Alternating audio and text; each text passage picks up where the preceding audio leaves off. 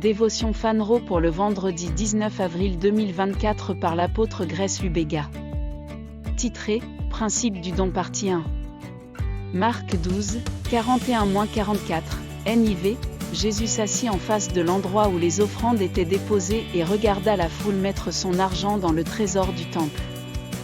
De nombreux riches ont investi de grosses sommes.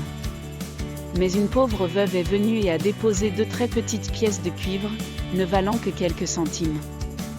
Appelant ses disciples, Jésus lui dit, « En vérité, je vous le dis, cette pauvre veuve a mis plus au trésor que toutes les autres. Ils ont tous donné de leur richesse, mais elle, de sa pauvreté, a tout investi, tout ce dont elle avait pour vivre. » Nous apprenons beaucoup de choses de ce que Jésus a fait, mais il y a aussi des leçons à tirer de ce qu'il n'a pas fait. Dans notre écriture thématique, le Seigneur a observé une femme donnant quelques pièces de cuivre au trésor. Les a-t-il arrachées et les lui a rendues parce qu'elle était pauvre et n'avait pas besoin de gaspiller son peu d'argent dans les caisses de l'Église, alors qu'il y avait des hommes riches disponibles pour faire exactement cela? Non, au lieu de cela, il l'a félicitée pour ses dons et a déclaré qu'elle avait fait mieux que les riches qui déposaient de grosses sommes dans le trésor. Aussi épineuse que puisse être cette question, permettez-moi d'y répondre.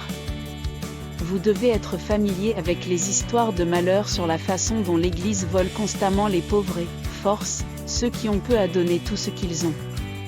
C'est pourquoi certains soutiennent que seuls les riches devraient donner et que les pauvres devraient conserver leurs maigres économies pour subvenir à leurs besoins fondamentaux. Mais qui est pauvre aux yeux de Dieu? Fondamentalement, la pauvreté est un problème crucial.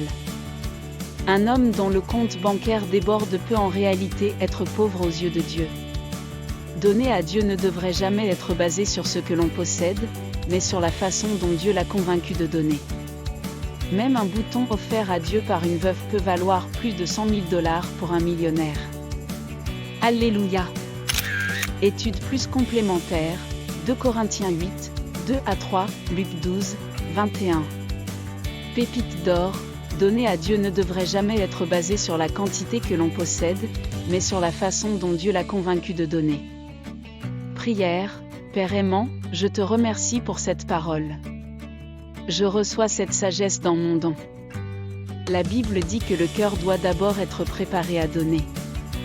Je ne donne jamais par contrainte ou manipulation mais par l'abondance de ma foi et les convictions les plus profondes de mon cœur, au nom de Jésus, Amen.